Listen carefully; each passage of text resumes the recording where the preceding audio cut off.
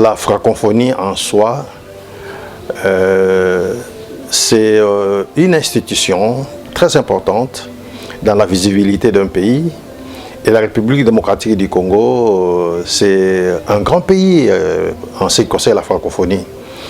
Parce que la langue française est bien châtiée, passez-moi l'expression, en République démocratique du Congo, et surtout que nous sommes à près de 120 millions de population et une superficie de 2 345 099 km².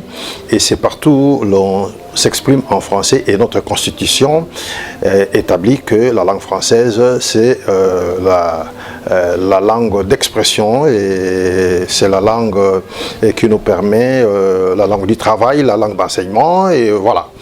Et à ce titre-là, le président de la République avait un défi à relever, et je pense qu'il l'a relevé dans un délai très court où tout le monde ne lui accordait pas la chance, et le gouvernement s'y est impliqué, le Premier ministre et tous les ministres, comme on les appelle les warriors, ils étaient sur le terrain.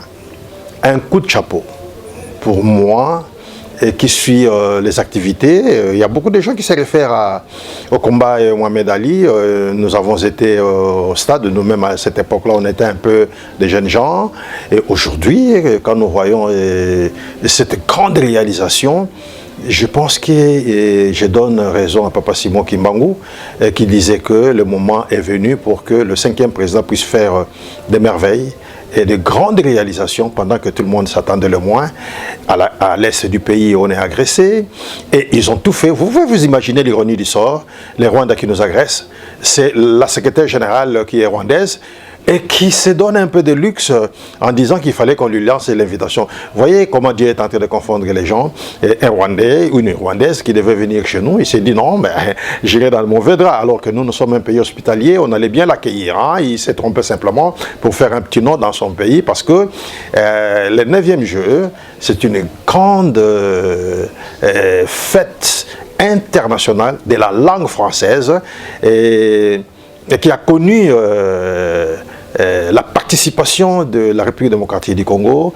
Il fallait simplement voir comment est-ce que la cérémonie a été d'une grande apothéose.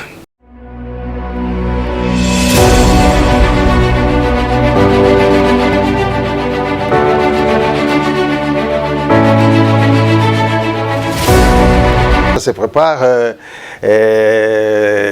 tout doit redémarrer à zéro. Hein, et les athlètes là qui se sont battus, bon, ils ont fait, comme les Quinois disent, il faut perso. Hein, ils se sont battus, ils sont à féliciter, mais de manière générale, le sport doit être révisité de fond en comble. Même les organisations sportives. Et vous pouvez vous imaginer, il y a quand même certaines individualités qui se distinguent en sport parce que voulant se faire un peu un nom, qui dans FIFA, qui dans FECOFA, tout ça. Mais de manière structurelle, la République démocratique du Congo a vraiment beaucoup de petits soucis dans le cadre de l'organisation de notre sport de manière générale. Et d'ailleurs, le niveau de notre sport est connu à travers le sport roi, qui est le football. En tout cas, il y a eu un fiasco, hein, et moi je crois qu'il faut qu'on revisite tout ça.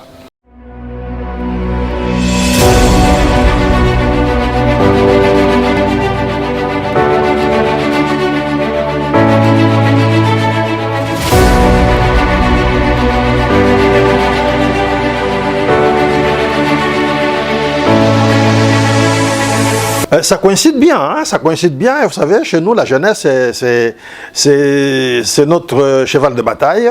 Et nous encadrons la jeunesse et nous disons à la jeunesse de pouvoir s'assumer pour faire une bonne relève. Et ça, je disais que ça coïncide bien parce qu'il y a une semaine il y a eu la coordination, les élections ont eu lieu à l'université Simon Kimbangu et ça coïncide avec la francophonie. Et comme vous le savez, nous sommes une université qui fait partie de l'association des universités francophones d'Afrique. Et nous avons aussi, je profite pour féliciter le professeur Kayembe, Jean-Marie Kayembe de l'université de Kinshasa, que nous avions élu comme état président il y a une semaine. Je crois qu'avec cette francophonie, l'université Simon Kimbangu va aussi aller crescendo, de manière à ce que la langue française que nous châtillons, j'allais dire, nous nous exprimons dans cette langue, je pense même mieux que le français. Hein. En tout cas, moi, j'ai fait quand même un petit déplacement dans leurs universités. Nous n'avons rien à envier de manière d'expression. Et sur le plan d'expression, nous n'avons rien à envier à tous les pays francophones.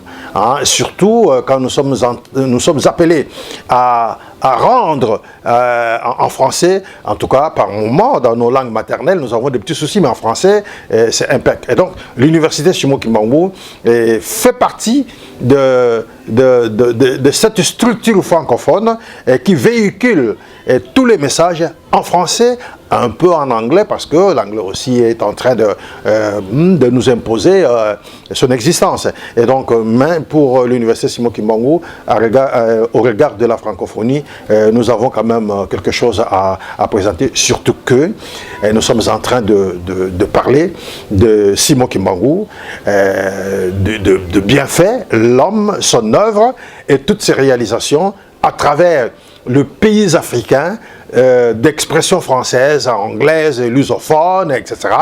Et nous avons le privilège, nous, Université Simon Kimbangu, de traduire cela en français pour que le message passe.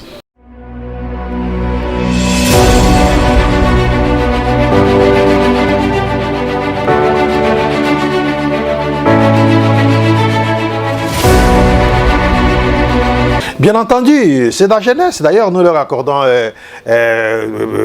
toutes les occasions. Nous arrêtons le cours généralement vers 16h30 pour leur permettre d'aller un peu s'enquérir, parce que c'est la diversité, c'est la distraction, c'est le divertissement qui donne aussi l'occasion à la jeunesse de manière à s'exprimer, à connaître ce que les autres font, et surtout que c'est arrivé chez nous, en République démocratique du Congo, à Kinshasa, la plus grande ville francophone du monde. Ça, il faut qu'on se le dise. Et voilà, et nous sommes là. Et beaucoup de gens ne donnaient pas la chance à l'organisation pour que ça puisse réussir. Hein. Il y a peu de gens qui félicitent, peu de gens. Mais beaucoup de gens voulaient que ça puisse échouer. Comme si, qui dirait, Papa Diangenda disait, Motomoindo à Utawapi. Voilà l'occasion pour que nous puissions applaudir de demain et ça donne l'espoir. Hein. Ça donne l'espoir aux Congolais. Ces Jeux de francophonie, cette 9e édition des Jeux de francophonie donne de l'espoir au peuple congolais de savoir qu'on peut vaincre la guerre de l'Est.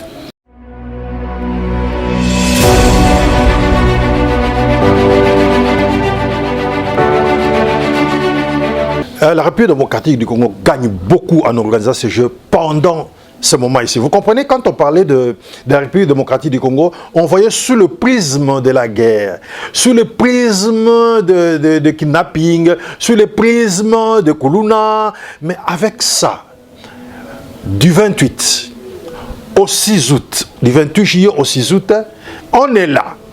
Il y a toutes les délégations de pays francophones, plus ou moins une quarantaine, qui sont venus ici en République démocratique du Congo et qui se promènent et qui viennent exhiber ce dont ils peuvent nous exprimer sur le plan sportif et culturel, etc. Non, la visibilité sur le plan diplomatique, c'est coup de chapeau, mais aussi sur le plan de la communication. Je prends l'expression de son Excellence Patrick Mouyaya qui dit le changement de paradigme, le narratif doit changer et il continue à changer. Je le félicite en passant et le salue parce qu'il a tenu bon avec ses différents speeches qu'il est en train d'innover dans le cadre de la redevabilité communicationnelle. Je crois que le pays, la République démocratique a gagné beaucoup sur la visibilité et sur sa diplomatie tenue de main de maître par le président de la République. Voilà le voyage que le président de la République avait effectué en son temps, où les gens avaient essayé d'épiloguer dans tous les sens. Voilà, aujourd'hui que ça commence à payer. Hein, et qui l'eût cru? Qui l'eût cru? Voilà, la réalité, elle est là. Tout le monde est d'accord, même le plus grand sceptique. J'ai même entendu, passez-moi l'expression, le cardinal Ambongo qui félicite à demi-mot les organisateurs, mais le premier d'entre eux, c'est le président de la République. Hein, il faut qu'on se le dise. Donc, coup de chapeau au président de la République, les choses évoluent normalement. Que nous tous Congolais conjuguons les efforts pour l'appuyer, et l'église kimbanguiste n'en reste pas, parce que vous savez, Papa Simon Kimbangu Kiangani qui a dit nous commençons le tout à zéro. Moi je crois que c'est ça, hein, avec la francophonie, le 9e jeu ici, ça montre déjà que le départ, c'est parti, on est parti papa.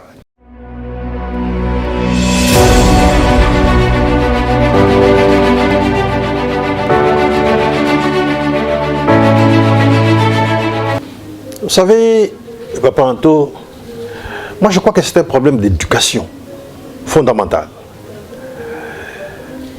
Mais l'éducation, c'est un processus. Nous venons de très loin. Comme si les anti-valeurs remplaçaient les valeurs. Mais tout aussi dépendait des autorités, des parents que nous sommes. Qu'est-ce que nous donnons à cette jeunesse?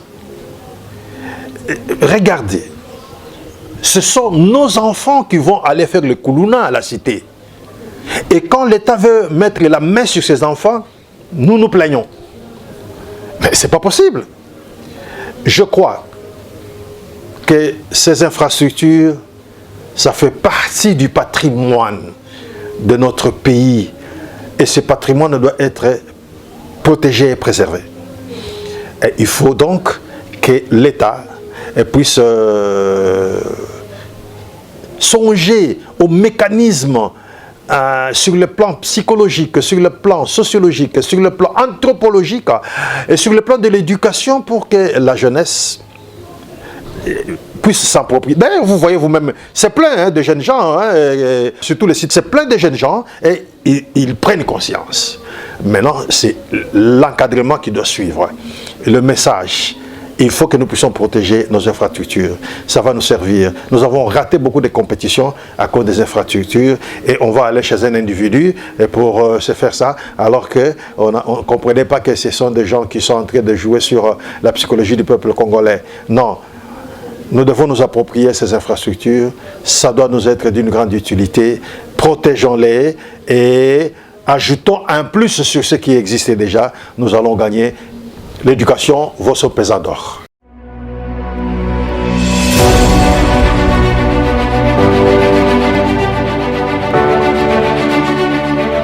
Le moment de la fin, c'est de demander au peuple congolais, à la population congolaise, aux citoyens lambda, d'accompagner le gouvernement, de voir, d'être de bon côté, comme les politiciens disent, de bon côté de la vie. Il faut toujours espérer, il faut toujours espérer. Il y a quelques années, on ne pensait pas pouvoir organiser une telle rencontre qui réunit plus d'une quarantaine de pays à travers le monde entier. Je pense qu'il y a quelque chose. On disait que le Canada, machin, mais le Canada est là. Hein? On a vu le Canada et puis les Émirats. Et on a vu tout le monde qui est venu. Et coup de chapeau, la population congolaise et tout le monde est pris de paix. Conjuguons des efforts et nous, les kimbanguistes, nous mettrons le pays, comme d'habitude, nous le mettons entre les mains de Dieu à travers nos prières pour que Papa Simon Kimbangu puisse intercéder afin que notre pays recouvre sa paix et recouvre sa tranquillité. Et c'est ce que Papa Simon Kimbangu Kiangani ne cesse de demander à ses fidèles que nous sommes, de prier toujours pour le pays, de soutenir le gouvernement et pour que les choses aillent de l'avant. Encore une fois, et je ne peux que remercier les initiatives, les bonnes, pour l'émancipation de notre population et de notre pays.